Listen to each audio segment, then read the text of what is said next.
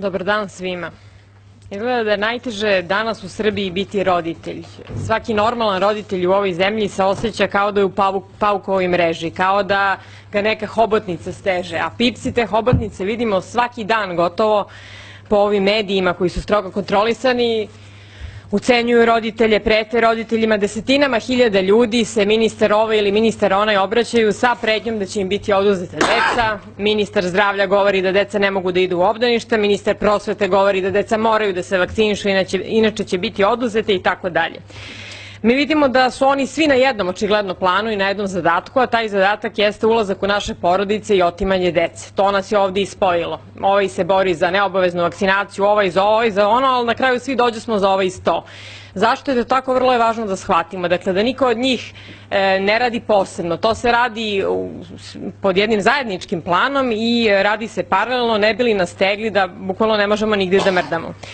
To nije nikakav zaključak intuitivni, dakle vi ovo možete, hvala Bogu imamo istraživačke novinare odlične koji su do ovih podataka i došli, ali možete i sami otići na internet i vidjeti ko su zapravo ti ljudi koji toliko brinu o deci u Srbiji i više od njihovih roditelja. Da li ih taj Šarčević toliko voli, da li je taj Lončar toliko lud za njima ili taj Vučić ili kogod. Kako je to moguće da odjednom posle 1000 godina roditelji postaju nekompetentni? Mi znamo da je oduvek postao Centar za socijalni rad i da su oduvek postojali nekompetentni roditelji, doduše vrlo retko. Dakle, to su bili ili alkoholičari ili narkomani ili ponekad psihotični pacijenti. Dakle, i oni uđu u remisiju i mogu biti adekvatni, mogu da imaju podršku. Dakle, nije biti psihotičan ili psihijatrijski pacijent jednako mora se oduzeti dete. Nekima da, nekima ne. Dakle, uvek je bilo nekih posebnih slučajeva. Međutim, mi sada vidimo da je oduzimanje dece postalo državni projekat u Srbiji i da smo svi kao roditelji unapred optuženi da nismo kompetentni, da ne volimo tu našu decu i tako dalje. Kad sam ja to primetila još te 2015. kad je ovaj zakon o obaveznoj vakcinaciji donet, tada su neki lobisti prisilne vakcinacije i svega lošeg u ovoj zemlji govorili, ali ovim rečima, da su roditelji neobrazovani, glupi, zli, da ugrožavaju dete i tako dalje i da se treba otvoriti pitanje oduzimanja dece po pitanju nevakcinacije, što je vidimo i ovaj nesrećni Šarčević skoro pomenuo, ne zato što je on pametan i zato što je on revoltiran i njemu je palo na pamet, nego zato što mu je tako rečeno. Dakle, ovo je jedan probni balon, oni sada gledaju da li ćemo mi reagovati ili ne i onda će vidjeti u odnosu na to da li će ići po kućama i mažnjavati nevakcinisanu decu ili će se samo zadržati za sada na ovim drugim nekim njihovim i dalje lažnim pričama. Sada, ko stoji iza svega toga? Ko nama donosi te sumanute zakone, kojih pritom u Evropi nema, na primjer zakon o obaveznoj vakcinaciji, dakle, ko su ti prebrižni ljudi? To su nevladine organizacije. Dakle, našom zemljom vladaju nevladine organizacije koje su finansirane od strane naših otvorenih neprijatelja i okupatora. Tako da kad odete recimo na sajt NALED-a, vi vidite da oni ljudi otvoreno pišu da su oni ključni sagovornik vlade Republike Srbije u definisanju regulatornih prioriteta u zakonskim rešenjima. Dakle, sagovornik vlade Srbije nije srpski narod, već je neki NALED, šta god to bilo. Ko je saradnik sada tog NALED-a? Multinacionalne kompanije. AstraZeneca, Merck, Novartis, Actavis i tako dalje. Taj NALED ima recimo i Savet za zdravstvo i sada kada vi pročitate šta oni tamo rade, oni kažu definišu dugoročnu zdravstvenu politiku i bave se učešćem u postupku donošenja sistematskih zakona. Dakle, nama njihovi partneri, odnosno farmaceutske kuće, donose zakone, između ostalog i zakon o obaveznoj vakcinaciji, što oni uopšte i ne kriju. Na kongresu pedijatara GlaxoSmithKline kao kompanija koja je taj kongres finansirala, je finansirala i predavanje o pravilniku o imunizaciji. Dakle, sve ove nove spasonosne vakcine koje nam donose, zna se ko stoji iza njih. Gle čuda, taj Glaxo je upravo proizvođač tih vakcina. Taj NALED takođe ima na svom sajtu i sivu knjigu i u toj sivoj knjizi maše prstićem i govori ovim nazovi našim vlastodržcima šta još treba da urade da bi bili dovoljno dobri reformatori. Koliko čujem, nagradu za dobrog reformatora dobio ovaj Dušan Vujović nesrećni, a kad pogledate u svoj novčanak nije vam jasno uopšte šta je on reformisao i da što je dobio bilo kakvu nagradu. Osim ove zdravstvene reforme, dakle bave se zdravljem naše dece, oni se bave naravno i obrazovanjem naše dece, tako da sprovode takozvane reforme o obrazovanju i tu im pomaže ni manje ni više nego Incest Trauma Centar koji je, gle čuda, opet nevladina organizacija koja se, gle čuda, opet finansira od USAID-a, ali nažalost i od našeg budžeta. Dakle, mi dajemo sopstvene pare da bi nama neko otimao decu ako ne radimo to što su oni doneli. Mislim, vrlo onako bizarno. Sada, taj Incest Trauma centar je recimo obučavao zaposlene u državnim institucijama. Kaže, 8.874 njih je obučeno. Šta su oni radili po našim državnim institucijama, to Bog sveti zna, ali možemo pretpostaviti, obzirom da su oni pokretači onoga što se zove seksualni paketi, koji su na trenutak zaustavljeni, koji će od obdaništa, dakle od 3. godine, do tamo 18. našoj deci predavati seksualno obrazovanje, jer za Boga to je opet postala nauka. Dakle, naše babe, ja ne znam kako su nas izrodile, obzirom da nisu ovaj predmet izučavale, dede naročito. Prosto je neverovatno kako je došlo tu uopšte do oplođenja i do rađanja dece. Međutim, ono što mene lično brine je da su, piše na sajtu, podržavaoci ovih projekata, dakle, Ministarstvo zdravlja, Ministarstvo vere, a mislim da mi to sad i nemamo, psihološka udruženja, psihijatrijske neke bolnice i tako dalje. Dakle, državne institucije, stručne institucije su unapred podržale ovo, a ja verujem da ne znaju ni šta u tome piše. Znate šta piše, pričali smo, dakle, govore o raznim vrstama seksa, o lezbijskom kondomu i tako dalje.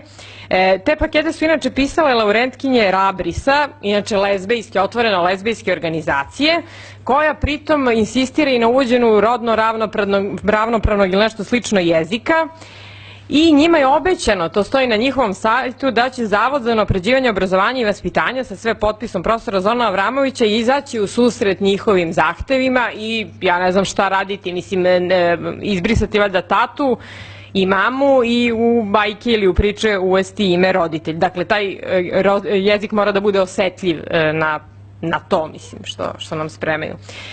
Sad, da li ove sve tete fine po ovim organizacijama iz svog džepa i od svojih usta to odvajaju zato što mnogo vole našu decu? Ne, njih plaća USAID i to otvoreno piše. Oni kažu, ljudi, da obezbeđuju sredstva i finansijsku podršku NVO sektoru širom Srbije kako bi angažovali građane i razumevanje i pružanje podrške neophodnim reformama. Dakle, reforma je to da vi ne trebate da budete žena, nego da možete, recimo, budete muškarac tamo kasnije u životu, i to vam plaća država, ako niste znali, tako da navali narod. Evo, to su, recimo, reforme.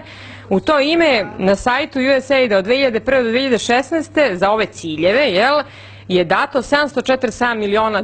Znači, ove tete ne daju pare iz ljubavi prema otadžbini, nego dobijaju pare. Dakle, to smo zaključili. $747 miliona u ovom periodu. I takođe USAID kaže da vrši nadzor vlade i lokalnih samouprava, valjda vuče uši ovim šugama i ostalim šarcima i tako dalje, ovoj ekipi celoj koja nas ovde maltretira u sopstvenoj državi. Sada, šta se dešava kada čovjek za ovo zna, recimo, i usprotivi se javno i kaže da to nije u redu? Oni imaju otvorene, strategije na koji način će ućutkati ljude koji na ovo upozoravaju, pa prvi od tih načina je medijski progon, i to vidimo na pitanju ove obavezne vakcinacije, gde je sad u ovom realitiju epidemija smo kao ubice na naslovnim stranama stavljeni mi roditelji koji se borimo za pravo izbora, ti odvratni, naručeni, lažni tekstovi i tužba, dakle sudski progon koji kreće od strane navodnih udruženja zabrinutih roditelja i građana, a zapravo bivših pacijenata Lazara Zarević, a sad vam ovo ozbiljno govorim, dakle nije nikakvo karikiranje, lažnog doktora i lažnog roditelja. Dakle, ta ekipa tih pokvarenjaka i ludaka, slobodno mogu da kažem, je tužila majke oštećene, mislim, to je toliko bolesno da ne mogu da, mislim, prosto da se iščudim, majke oštećene dece vakcinacijom. Dakle, majke su sad na sudu ili u policiji, jer su ih ovi bolešljivi ljudi tužili, tako? Mislim, to je naravno uradila država, samo što ona ne može da se konfrontira otvoreno sa građanima, nego da neko udruženje navodnih zabrinutih građana, pa oni to odrade za njih. Dakle, jasno je. Treća stvar je ubistva, prosto ubiju vas, jel tako, da pričate neke stvari. Tako je, recimo, Bill Bowen, koji je pravio film Uništena nevinost, u kome se govorilo o tome šta se dešava sa decom u hraniteljskim porodicama, da mnoga smrtno završavaju, da se mnogo seksualno iskorišćavaju i tako dalje. Kad je trailer tog filma krenuo, čovjek je samoubistvo izvršio nožem u leđe, kako to obično biva. Takođe Nancy Sheffer, koja je senator američki, koja se bavila ovom problematikom, i koja je ukazivala na to šta rade ti centri za socijalni rad u Americi, je isto ubijena. I naravno četvrti novi sistem, naročito u Srbiji, razređenje otimanje dece. Dakle, ovo upravo što je profesor Kalečka govorila, otmem dete političkom neprijatelju i ono zaćuti, pošto su shvatili da nas više ničega nije strah, dakle da smo dovoljno iznureni, poniženi, bolesni, gladni, onda su shvatili da nam nije do života, jel manje više, onda su shvatili da je jedino što boli dete i kreću u tom pravcu. Za to im služe ovi zakoni o obaveznoj vakcinaciji, zakoni o sprečavanju nasilja u porodici, jel tako? Komšija kom ste stali na parking mesto kaže čuo sam neke krike, upada ova spasilačka ekipa ovih lepotica, što reče Mila, i to je to, vi ste unapred osuđeni, isto kao što i svaki muškarac unapred osuđen ukoliko ga žena lažno prijavi, pa da sam ja u svojoj praksi imala i ljude koji su došli po pomoć zato što je, recimo, jedan čovjek optužen je da je, naravno, seksualno zlostavljao svoju ćerku. Nakon 6 godina istrage ovih radnica je otkriveno da je žena lagala, i da je neka vrsta poremećaja ličnosti, da je čovjek nevin, ali on 6 godina nije video svoje dete i o patnji njegovoj i deteta. Mislim, to je nenadoknadivo, dakle, to niko ne može da mu vrati, ali eto, ovi suludi zakoni dovode do toga da se ljudima životi pretvaraju u pakao. Skrenula bi pažnju, evo, pred kraj na zakon o rodnoj ravnopravnosti koji nam se sprema, koji naravno propagira ministarka Zorana Mihajlović, koja je kao oparena skočila kad su rekli da žene trebaju rađaju decu. To je nevjerojatno čudna stvar, na primjer, da žena rodi dete, onda su zavrištale sve te ženetine, koje navodno predstavljaju nas, normalne žene. Naravno, na televiziji uvek odmah bila emisija udruženje ovo, ono, pa to je strašno, pa to je nedopustivo da žena rodi dete i tako dalje. Međutim, kad je Šarčević rekao da nama treba oduzimati decu, nije niko skočio. Dakle, sve te žene su zaćutale, njih to očigledno ne interesuje.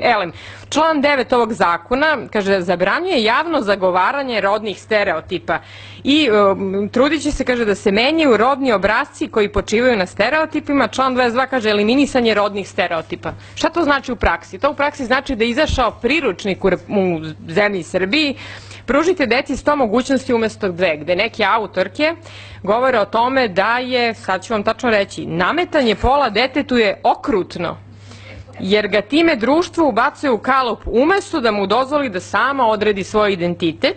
Pa one sad predlažu na 53. strani da se devojčice igraju kao boje indijanac, igraju fudbal, a da dečaci igraju, odnosno da se igraju s barbikama, i to će vjerojatno u nekom trenutku u našim obdaništima i krenuti.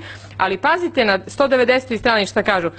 Kažu, decu ne treba samo, decu treba podržavati kada pipkaju svoje polne organe, ali ne samo to, već ih treba učiti kako je to deo njihovog tela i da ona potpuno samostalno odlučuju ko sme, a na koji način da ih dodirne. Dakle, ne sme da se igra čega hoće, ali sme da odluči s 3 godine kom će da polni organ. Pazite, mislim, ima li normalnih u Srbiji? Dakle, to su te, inače jedna od tih autorki je poznata jer je podržala, kaže, par jedan u Švedskoj da sakrije pol deteta od okoline, jer je to okrutno kad gajiš dečaka kao dečaka i tako dalje. Dakle, ovo je sve, ceo taj paket koji nam se priprema, koji se propušta kroz ove zakone. Dakle, oni deluju nama, na šta ciljuju? Na lečenje dece, tu nam neće dati da odlučujemo, na vaspitanje dece, tu nam neće dati, znači ne smiješ da ga vaspitaš, da ga fizički sprečiš da nešto uradi, ili je to odmah nasilje, odmah je to maltretiranje i tako dalje. I naravno nećemo moći svoje religiozne i moralne vrednosti da im usađujemo, što imamo pravo po Ustavu, ali mislim, Ustav je kategorija zaista relativna, mrtvo slovo na papiru u ovoj državi. Dakle, u sve pore društva su ušli i šta oni radiju sada? Oni pravi ideal zapravo novo svetsko-poredovske porodice, a to je ugovorna porodica gde nema preteranih nikakvih emocionalnih veza, korena, gde su svi odnosi pravno regulisani i naravno tu se podrazumeva prisustvo kontrolnih organa. Dakle, svaki aspekt života deteta i vas kontrolisat će centri za socijalni rad i ako niste dobri, oduzimat će se deca i tako dalje. Takođe, ova jedna gospođa koja je skoro obišla Srbiju iz UNICEF-a je usputno rekla, kad je govorila o stanju dece, da je tamo nekih 400.000 dece gladno, nemaju jedan obrok dnevno, ali je skrenula pažnju da deca nisu vakcinisana i da ne idu u obdaništa. Dakle, moramo ih podhitno vakcinisati vakcinama koje su prema zakonu o lekovima, zapravo studije na osnovu kojih su odobrene su službena tajna, koje sve rade zapadni i strani proizvođači, i moramo ih voditi u obdaništa gde će imati ove seksualne obuke i tako dalje. Dakle, stavljanje od kad se rodi dete u državne ruke. Dakle, oni vam neće govoriti recimo o abortusu kao o jednom ubistvu nerođenog deteta, oni će pustiti majci na izbor da ubije dete u bilo kom toku trudnoće, psihijatri to odobravaju u 20. i 20 i nekoj nedelji, ali čim se rodi dete neće mu dati da ga ne vakciniše. Znači, čim izađe iz majčine utroba, dete je državno i od tada do kraja njegovog života država, dakle, odlučuje o njemu. U to ludilo ulazimo, to je uveliko u zapadnim zemljama, 100 puta kažem, odite na YouTube, pročitajte knjige, vidite, ništa ovo nije smišljeno u našim glavama, ovo se sve dešava, ali koliko mi budemo pružali otpor, dotle će oni da idu. Dakle, ovo je sad probni balon, ako vide da ćutimo, nastavit će dalje, ja se nadam da ćutati nećemo, jer nemamo šta da izgubimo više. Hvala.